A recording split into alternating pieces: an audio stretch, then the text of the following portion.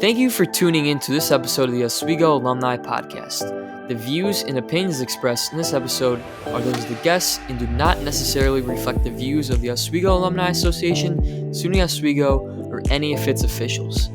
Email us with guest ideas or any other feedback at alumni@oswego.edu. Welcome to the Oswego Alumni Podcast. I'm your host, Dee Perkins. A few weeks ago, a broadcast came together at WTOP that everyone is talking about. And although they're not alumni yet, they will be. We thought it would be fun to get the students' perspective today, and who better to talk to than these two amazing ladies. The very first all-women's broadcast of the Oswego men's Laker hockey team happened a few weeks ago.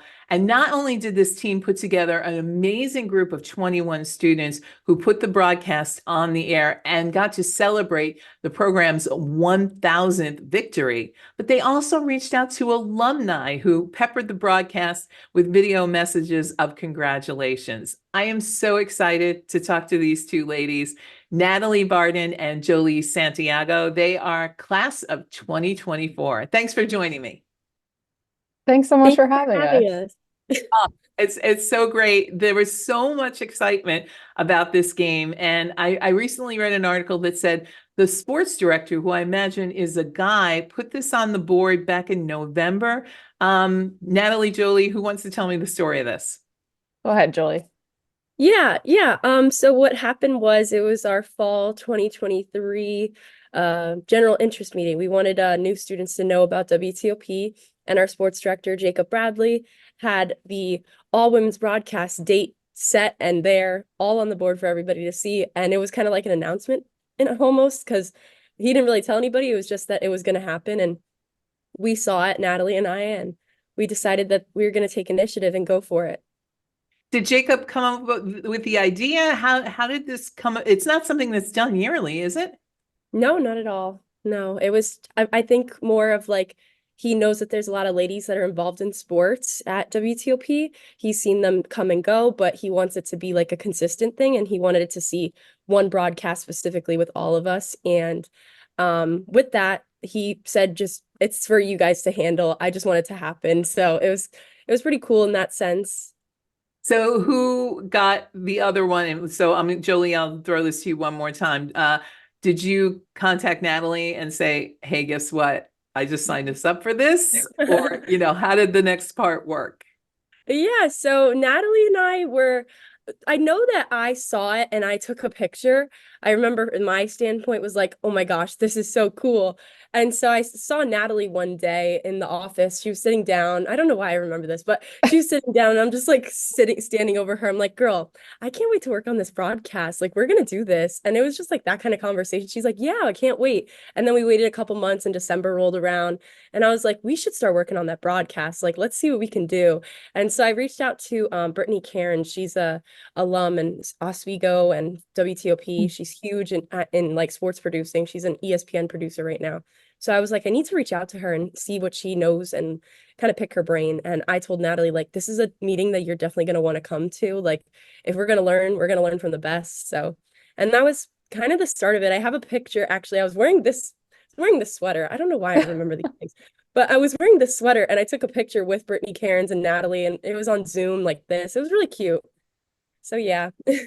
I take a picture of everything. I take a picture of TV shows I watch. So I can totally relate to taking a picture that day. So Natalie, when Jolie came to you and said, all right, we're going to get started on this, you had to find 21 women who all worked at WTOP. Was that hard? Was that easy? Tell me the process.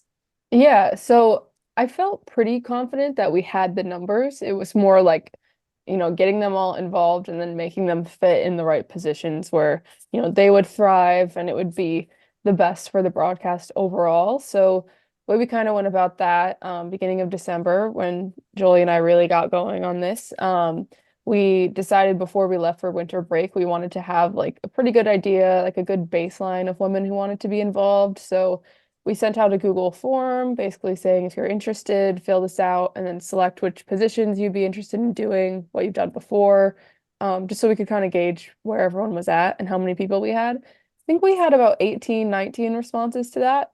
So almost a full crew. And then from there, we had a whole list of like people we knew who were in the club who we could reach out to fill those final positions. And that's what we did. We kind of pestered a few people, but it worked out totally fine. And yeah, we rounded out our crew from there and just got going. I think beginning of January, we had our crew list pretty much set and sent it out shortly after that. Were there any people that signed up that had never done a broadcast before? I think there were a couple who had never done hockey specifically. They had been involved in the club in other ways, maybe in our newscasts or our original productions. But hockey's a little bit of a different pace, a little bit of a different flow. So yeah, some people who maybe hadn't done hockey specifically, but we made sure, to say here's someone you can shadow, like come in the weekend before, come in over break if you're here, see how you do this position, ask questions now, figure it out early. And that's kind of what everyone on our crew did. The women who did the play-by-play, was that their first time doing play-by-play? This woman did play-by-play, Jolie. Yeah, it was a lot of fun.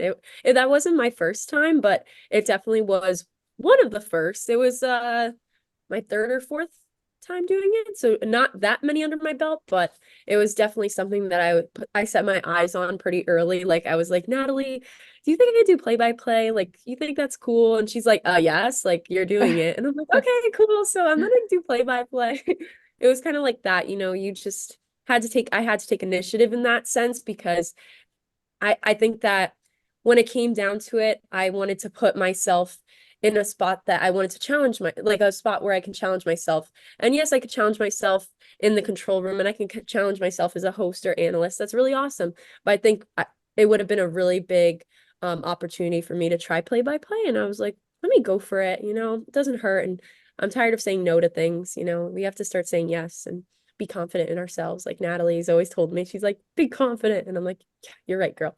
So yeah, play-by-play. But my color, that was actually her first time doing a hockey color commentating. She's very used to like basketball or football. So for her to do color, that was her first time, all women's broadcast.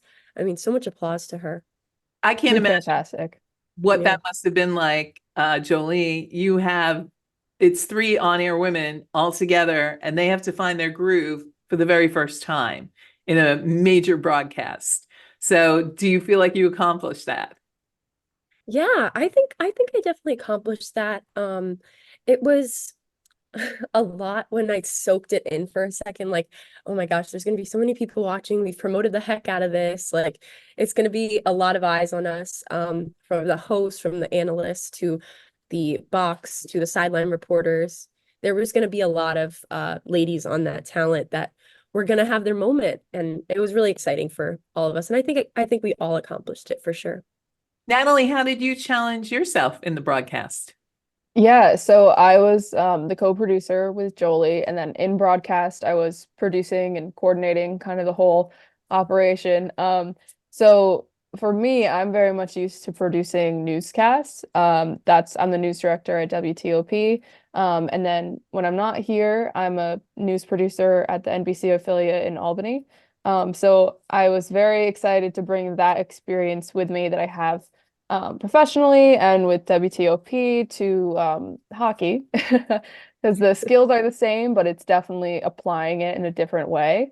So I think just making sure I had so much preparation to the point where if anyone asked a question where we were going next, I knew exactly what I wanted in terms of like graphics or what I wanted the talent to say. And that's another thing. I had never used our graphics machine before. I was scared of it. It's like this big clunky old computer.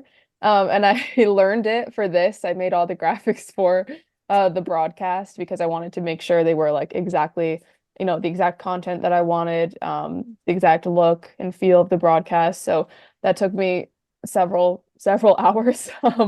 But we made it work. So that was a big thing that was new for this broadcast, learning graphics, and then just having a ton of prep and knowledge ready so that could kind of steer the ship in that way. My favorite thing about the broadcast, no, there's just too many favorite things, but I love that you thought to reach out to alumni. What was the best advice that you got from alumni in researching how to get this done? The best advice was to have fun. I heard that multiple times over and over again, and I kept having to that was my reminder that we should have fun because Natalie and I, we stress. We are just natural people that stress about the things because we care about it and we're very passionate about our work. So when we are those types of people, we tend to think outside of like, oh my gosh, this is supposed to be us having fun and this is going to be a great broadcast. Like, let's just remember that. But like, it's I don't know. It's just hard when you're thinking about all the things that could go wrong because we have to plan ahead like that. So, yeah, having fun was probably the best advice. We got like 3 alumni that said that, and I was like, thank you for that. I really needed to hear that right now. Natalie, how Yeah. about you? You're very operational minded. What was the best advice you got? Yeah, I think it was, I mean, overall, they were really motivating and it was encouraging to see all these women from different like generations be so excited for us. A big one that I heard several times was like, keep this going, like bring this with you in your career. Wherever you go, like know that this is going to encourage more women to get involved, whether it be in sports media or just the media world in general. So that was a big one for me, kind of just bringing this with you where you go and kind of keeping the ball rolling wherever you end up. When it's not a women's broadcast day at during Oswego Laker hockey, men's hockey, is the crew 100% men? Like, what is the normal makeup of the broadcast team? Not 100%, but I would say generally it's fairly male majority. Would you say so, Jolie? 100%. Yeah, it's dominated in in WTOP right now, at least. It's been men tending to take over the broadcast with like talent, crew positions, and it's kind of left people that aren't as maybe involved in sports or people that want to get involved but just feel a little bit like, oh, where can I fit in? Like, where do I put my spot in? Like, people rush to put themselves in the sports position. So with that on top of people being very close, it's hard to like as a newcomer or somebody that's maybe in the outside group trying to get in. So that's why once again, All Women's Broadcast was all about that inclusivity. We asked everybody like, do you want to be involved? Because we will make a position for you. Honestly, that was something Natalie and I were like, if there's more people than we have positions, we will literally have something for you because we had photography, we had videography, like those are different positions as well. Like it's not crew, it's not talent, but it's still a big part of the broadcast. So do you realize that the difference you've made here is that some of the ladies who are a part of your crew can now feel confident walking in and saying, I deserve a position on the sports team because I did this? Absolutely. Yeah, I think that was a big goal, just making sure, kind of showing people that you can do this like more than once. You should do this more than once. And that's the thing. A lot of the women on our crew, the large majority, I would say, do work sports broadcasts pretty much every weekend. It was just really special that we could get together and do it ourselves and know that it was just us and we were going to put out a fantastic final product. And that's what we did. I really think it came out great. So that was exciting to kind of showcase our female talent and then hopefully empower them a little bit to keep going and feel more comfortable in the future. Yeah, and that's the biggest thing. I have to add to that, Natalie, because you said it right. And what you said, Dee, as well, like the part about deserve, like you deserve it if you're working hard and you're showing up consistently. Like that's the biggest thing we wanted to show everybody because the women that were on this crew and on this talent have showed us that they are willing to learn, willing to be there, willing to work consistently and be on broadcast. So we were like, you have to be on this, So, and now going forward, we're hoping that they're going to continue that after us, like classes after us. But for whiteout, like we had a lot of ladies on whiteout that I haven't seen, at least in other broadcasts. I don't know, Natalie, you've definitely been here longer than me. I'm a transfer, so I transferred in last year. So I had last whiteout and this whiteout, but from what I've seen from other broadcasts, it's male dominated once again. But this year we had the women's broadcast. We had the women's hockey broadcast, and there was a lot of ladies there for whiteout. Now here's a chance to promote Natalie and Jolie. You are both seniors and will be leaving Oswego. Natalie, first, you are a journalism major. So what's your hope for your career when you leave? Yeah, I tend to be a little bit more like news oriented. I really love news producing. So for the immediate future, that's my plan. I'm actually headed to Albany full time after graduation, with the NBC affiliate there. So that's very exciting. Thank you. Yeah, so that's kind of the immediate plan, but I mean, in terms of like my whole life, I'm interested in a whole lot of things. I really do like working in sports media. I'd love to work for maybe a professional sports team one day, and do some, maybe promotions or broadcasting work for them. And I really love news too. So I don't know. I guess I'll just have to see, uh, you know, Natalie, where it takes that, me. that question is never about your whole life, okay? Once you graduate, you're gonna like people probably do ask you this question, and it sounds like how's your whole life gonna go? My career took so many twists and turns. The unexpected, the internet came into being while I was out there. I mean, the job Yeah. after didn't even exist. So don't worry about the whole life thing. That'll just happen naturally, just like the fact that you're graduating with a job in hand, that blows I was clapping. People Oh, that thank you. clapping. That's just amazing that you're Thank you. graduating with a job in hand. That's not normal for most people. So congratulations. Clearly you have the chutzpah, the luck, and the talent to do that. So that's just amazing. I'm so proud of you. Thank you so much. Yeah, that's so nice. I'm You know, excited. in a weird way, because I'm not your parent or anything. All right, Jolie, you are a broadcasting and mass communication major, just like me. So, what's your plan for your whole life? What's your plan for when you graduate? Yeah. Somebody actually came up to me like 3 days ago and they were like, you don't have to answer this or anything, but what are you doing after college?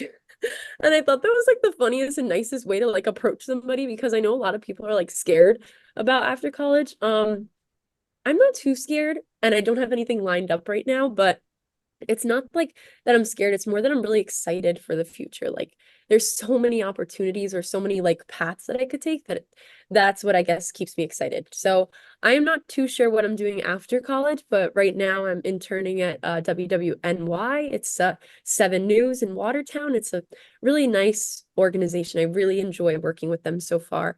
I know it's only been 3 weeks, but I really like it so far. So I have the rest of the semester. Very excited. And of course, doing work at WTOP, continuing that. That's honestly literally an internship at this point. Natalie knows that. Like we do so much work, it's insane. And then right now also, like at least on breaks, I'm on CBS Sports's runner crew. Operations support is what they call it. It is a really nice position to be in. I feel like I'm really learning a lot from the like pros, I guess you could really call them because they're working constantly and it's really nice. I truly enjoyed that experience and I want to continue working with them even in the summer. So that's my plan at the moment. So you'd But like to be nothing on set in stone, of course. the television side of things, and home is Yeah. Watertown.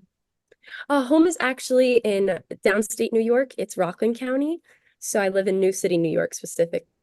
Yeah. So like Hudson Valley News 12 is my home station. And I kind of want to work for them, honestly. That would be really awesome. So my News parents could 12. see me on the news, right? It's very News 12. good. Hire her. I know, right? Let's at them at this podcast. My last question is always the Oscar speech. If you were being handed an Oscar today, who during your time at Oswego would you want to thank for everything that has brought you to this point here? So, Natalie, we'll start with you. Yeah. Let's see. I would definitely thank professors, Professor Catherine Loper and Professor Michael Rickey, firstly. They're fantastic. I've taken almost every class that they teach. I'm in a class with them right now with Jolie. They've both helped me Yeah. so much in different ways. And neither of them are my advisors, but like they've acted as my advisors. I meet with them often and kind of they give me a lot of advice and help me out with different things, whether it be career or school. They're just fantastic. So definitely them. Um, my family, even though they're not Oswego, I'd have to thank my mom and dad and my brother, Mom and dad. um, for sure. And then I think, the people that I've worked with at WTOP have helped me so much through the years. I've joined the club as a freshman, and so I've seen lots of alumni come and go. Well, now alumni, at the time student. But yeah, I mean, people I've worked with starting when I was brand new to the club, 18 years old, knew nothing, who helped me so much. And now 21, about to graduate, know so much, and it's thanks to the people who taught me. So all those people along the way and the people I work with now who still help me so much and support me and encourage me to keep growing. So yeah, I think that would be kind of my list. Jolie, how about you? Yeah, there's a lot of people to thank. I mean, in the first place, mom and dad, of course, grandparents, love them all.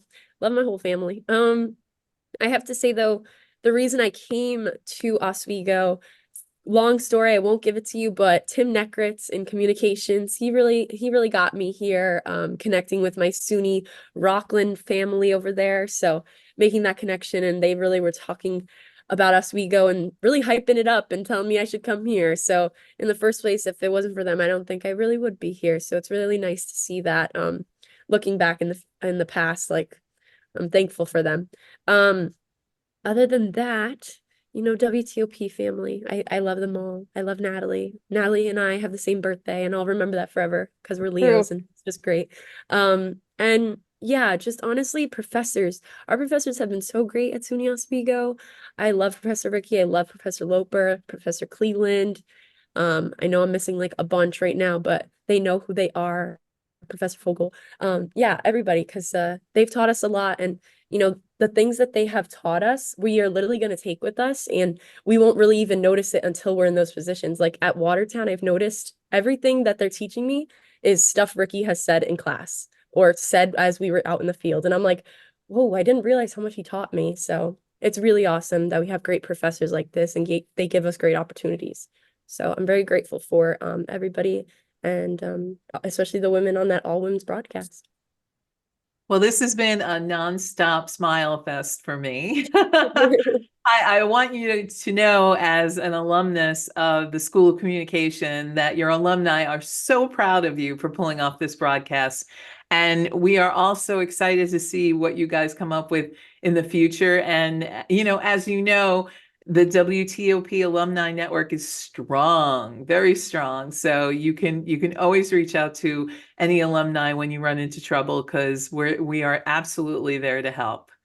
Thank you for taking time for us today, because I know you got busy classes. So for anyone who wants to hire Jolie, you can find her on Instagram and on LinkedIn. And if you want to say hi to Natalie, who's already hired, Natalie's on Twitter and also on LinkedIn. And if you want to reach out to me with guest ideas, because we have over 92,000 alumni, you can reach out on Facebook, on LinkedIn, or email us at alumni@oswego.edu. I'm Dee Perkins, and we'll see you next time on the Oswego Alumni Podcast.